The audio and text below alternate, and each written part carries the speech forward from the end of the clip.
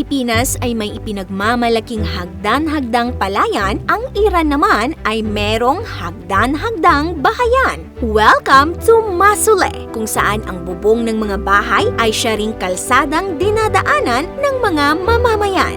Dito madalas tumambay ang mga tao habang nagkukwentuhan. Mayroon ding bubong na ginawang restaurants, cafes at tindahan. Ang mga kabataan ay ginawa rin itong soccer field. Ang mga bahay dito ay nakakabit sa bundok. Bakit nga kaya ganito ang disenyo ng mga bahay dito? At alam mo ba, meron pang isang nayon sa Iran na tulad din ng Masule. At ang bagay na ito daw ay napaka-importante para sa mga residente ng nayong ito. Dito kasi nakasalalay ang kanilang kaligtasan. Bakit kaya? Sa Pilipinas, lumagpas o tumapak ka lamang sa property ng iba, kadalasan ay malaking away ang resulta. You are not allowed!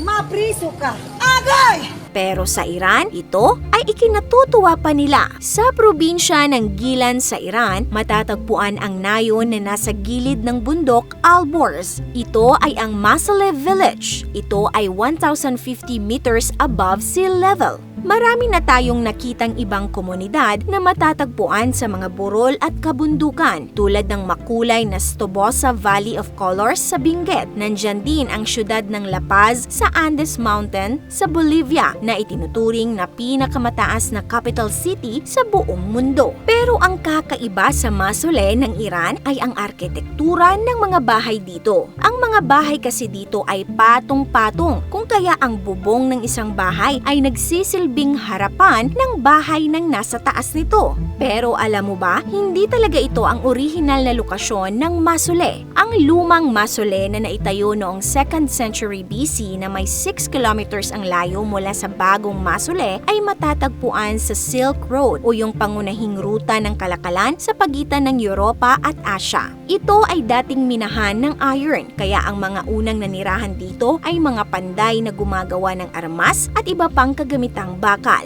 Pero may dalawang matinding trahedya ang nagtulak sa mga mamamayan para mailipat ang Masule. Una ay ang plague o malubhang sakit na kumalat noong taong 636 at pangalawa ay ang malakas na lindol noong 1012 o 1013 na naging sanhi ng pagkawasak ng nayon. At dahil sadyang earthquake-prone ang lugar na iyon, naisipan ng mga tao na gamitin ang bundok bilang pundasyon at proteksyon. Sa kasalukuyan, ang likod ng mga bahay sa Masule ay nakasandal sa bundok na nagbibigay ng structural support at proteksyon laban sa matinding pag-ulan at lindol. Nakaangat rin ang nayon para maging ligtas sa baha.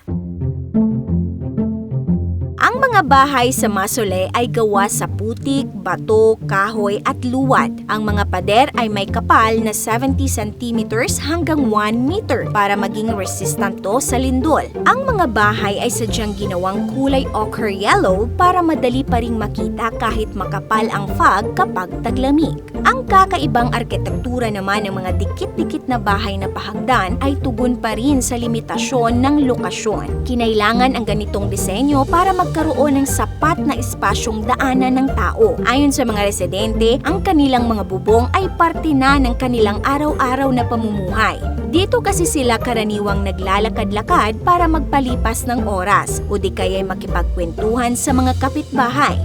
Mukhang may mga marites din pala sa Iran. Dito rin sila nagsasampay at syempre dito rin naglalaro ang mga kabataan. Maging ang soccer na nangangailangan ng malaking espasyo ay karaniwang nilalaro dito. Pero alam nyo bang may ipinagbabawal gawin sa mga bubong? Ito ay ang paggamit ng mga motor vehicles. Para lang kasi ito sa mga tao. Kung nangangailangan man ng transportasyon, ang maaari lamang gamitin ay mga wheelbarrow na siyang ginagamit nila para madala ang mga produkto sa mga kabayan. Pero kahit may limitasyon sa transportasyon, umuunlad naman ang industriya ng turismo dito. Kaya isinusulong din na mapabilang ang Masule sa listahan ng UNESCO World Heritage Sites. Sa ibabang bahagi ng nayon ay merong bazaar o mga tindahan na itinuturing na heart of the village. Sa itaas na bahagi naman ay merong mga restaurants at cafes. Pero ang tanong, hindi ba nakakatakot lakaran ang mga bubong dito?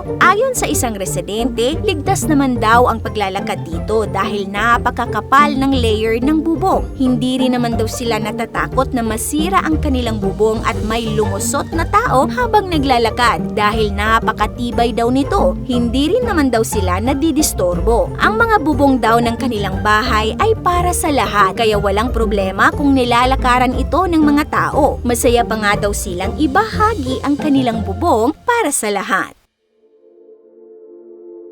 Ito naman ang nayon ng Tsar Aka Seyed na matatagpuan sa Chahar Mahal at Bakhtiari Province. Kagaya ng Masole, gumamit din ng staircase architecture bilang solusyon sa limitadong espasyo, kaya tinatawag itong the Masole of Zagros. Pero bukod sa mga dumadaang tao, merong kakaibang bagay na matatagpuan sa mga bubong ng bahay dito. Ito ay ang Bon Kalton. Ang batong ito na nahahawig sa chicheryang lumpia ay may mahalagang papel para sa kaligtasan ng mga naninirahan dito. Ginagamit kasi ito sa pamamagitan ng paglagay ng kahoy sa butas at pagkatapos ay pagugulungin sa mga bubong para pakinisin ito. Sa ganitong paraan, napipigilan ang ulan at snow na lumusot sa bubong. Ang isa pang kakaiba sa halos 1,000 years old na komunidad na ito ay lahat daw ng tao dito ay magkakamag-anak at iisa lamang ang apelyido at ito ay Dadvar at lahat sila ay Sayeds na ang ibig sabihin ay mga descendants ni Propetang Muhammad.